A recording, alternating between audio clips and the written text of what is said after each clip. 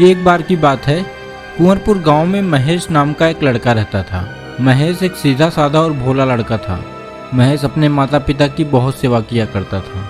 महेश गांव के बाजार में ही आइसक्रीम का ठेला लगाया करता था और आइसक्रीम का ठेला लगाकर उसने काफ़ी पैसे इकट्ठा कर लिए थे। एक दिन महेश अपने आइसक्रीम के ठेले पर आइसक्रीम बेच रहा था, तभी नैन्सी आती है। नैन्सी बहुत ही खूबसूरत होती है। नैन्सी को महेश देखता है और देखता रह जाता है।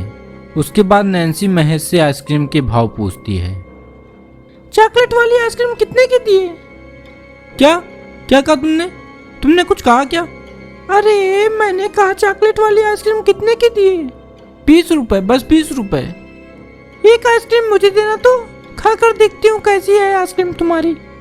हाँ खाकर देखो, एक बार खाओगी बार बार आओगी, ऐसी है मेरी आइसक्रीम। अच्छा, इतनी स्वादिष्ट है तुम्हारी आइसक्रीम? हाँ मेरी आइसक्रीम तो पूरे बाजार में मशहूर है। जो एक बार खाता है बार बार आता है। फिर महेश नैन्सी को आइसक्रीम देता है और नैन्सी को आइसक्रीम बहुत पसंद आती है। उसके बाद नैन्सी हर रोज महेश के ठेले पर आइसक्रीम खाने आने लगती है। अरे वाह, तुम्हारी आइसक्रीम तो सच में बहुत अच्छी है। बिना खाए रहा ही नहीं जाता। जब तक दिन में एक बार खाना लूं चैन ही नहीं मिलता। मैंने कहा था ना, एक बार खाओगी बार बार आओगी।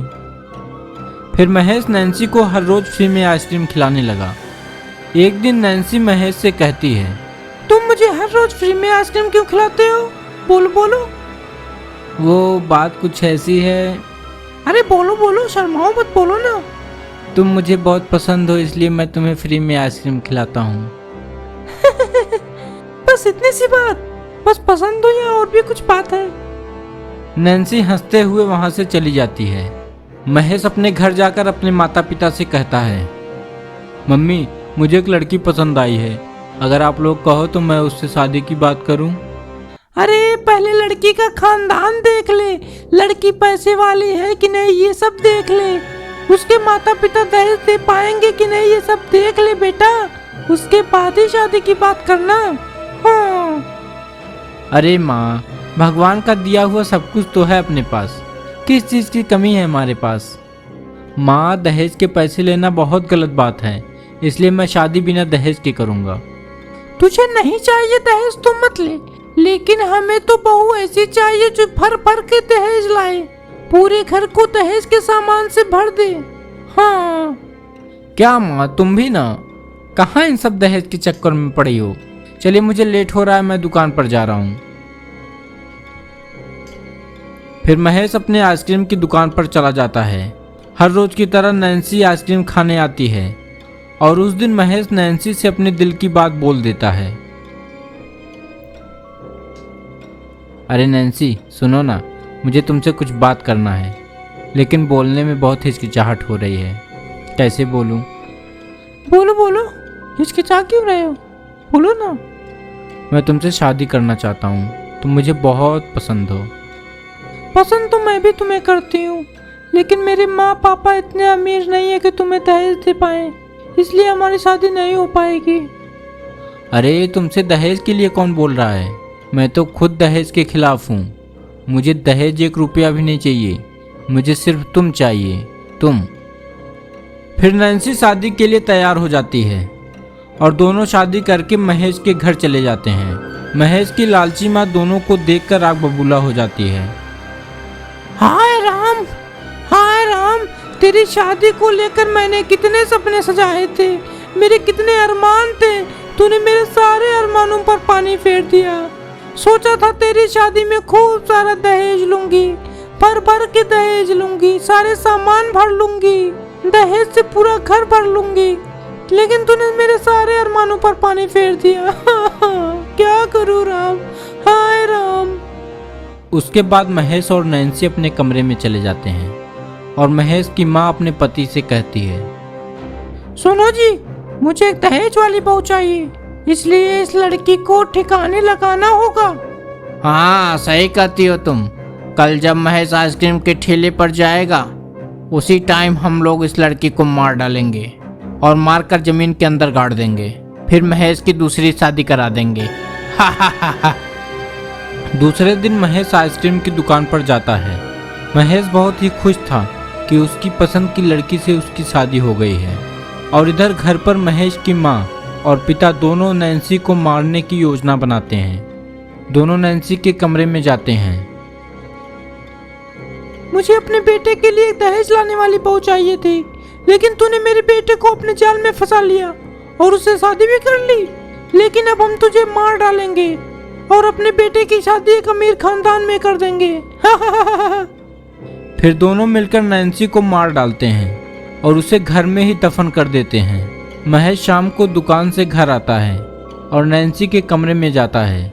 नैन्सी को बार बार आवाज देता है, अरे नैन्सी, नैन्सी, नैन्सी, कहाँ हो भाई तुम? माँ से चलकर पूछता हूँ नैन्सी कहाँ है। फिर महेश अपनी माँ के पास जाता है और अपनी माँ से नैन्सी के बारे में पूछता है। माँ, नैन्सी कहाँ है? दिखाई नहीं दे रही कहीं। अरे बेटा, तुम्हारी नैन्सी तुम्हें धोखा दे गई। मुझसे बोली कि वो तुम्हें पसंद नहीं करती और तुम्हारे साथ रहना भी नहीं चाहती। मैंने उसे रोकने की बहुत कोशिश की बेटा, पर वो रुकी नहीं और वो बोल कर गई है अब वो कभी नहीं आएगी। वो तुम्हें और इस घर को छोड़कर चली गई बेटा। हमने रोकने की बहुत कोशिश की बेटा, पर वो रुकी नहीं। नहीं पिताजी, नहीं, ऐसा नहीं हो सकता पिताजी। नैन्सी बहुत ही अच्छी लड़की है, वो ऐसा नहीं कर सकती पिताजी। महेश का रो रो कर बुरा हाल हो जाता है। फिर दूसरे दिन महेश अपने आइसक्रीम की दुकान पर जाता है और नैन्सी की आत्मा चुड़ैल के रूप में वहां आती है और महेश से आइसक्रीम मांगती है। ये चॉकलेट वाली आइसक्रीम कितने की है? क्या तुम मुझे आइसक्रीम दोगे? चुड़ैल की बात सुनकर महेश को शक होता है कि कहीं ये नैन्सी तो नहीं है, क्योंकि चॉकलेट वाली आइसक्रीम नैन्सी को भी बहुत पसंद थी। इसलिए महेश चुड़ैल से कहता है, तुम मेरी नैन्सी तो नहीं हो? चॉकलेट वाली आइसक्रीम मेरी नैन्सी को भी बहुत पसंद था। मुझे छोड़कर चली गई, मुझे धोखा दे गई, लेकिन मेरा दिल नहीं मानता कि वो मुझे धोखा दे गई। मेरे घर वाले, मेरे माता पिता कहते हैं कि वो मुझे धोखा दे गई। उसके बाद चुड़ैल महेश से सारी बात बताती है। महेश, तुम्हारे मम्मी पापा ने मुझे मार डाला। महेश, तुम्हारी मम्मी पापा ने मुझे मार डाला।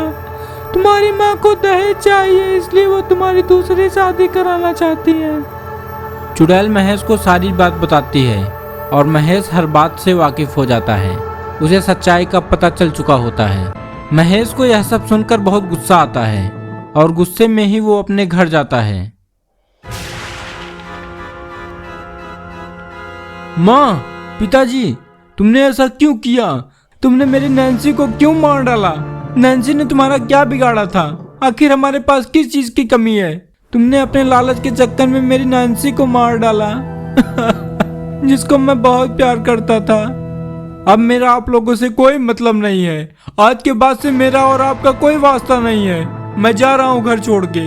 आज के बाद से मैं आपका बेटा नहीं और आप मेरे मम्मी पापा नहीं। मैं जा रहा हूँ हमेशा हमेशा के लिए। इतना बोलकर महेश वहां से चला जाता है। फिर चुड़ैल वहां आती है। तुमने दहेज के लालच में मुझे मार डाला।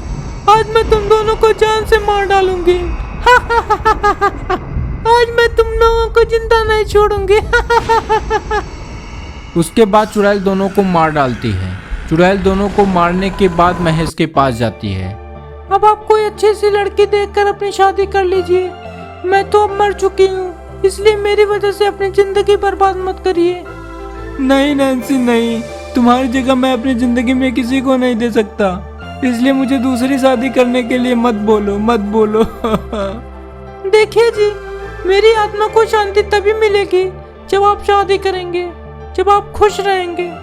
आपकी खुशी में ही मेरी खुशी है। आप शादी करके अपनी नई जिंदगी शुरू करिए, तभी मेरी आत्मा को शांति मिलेगी। नैन्सी के बहुत समझाने पर महेश शादी के लिए मान जाता है और नैन्सी की आत्मा को शांति मिल जाती है।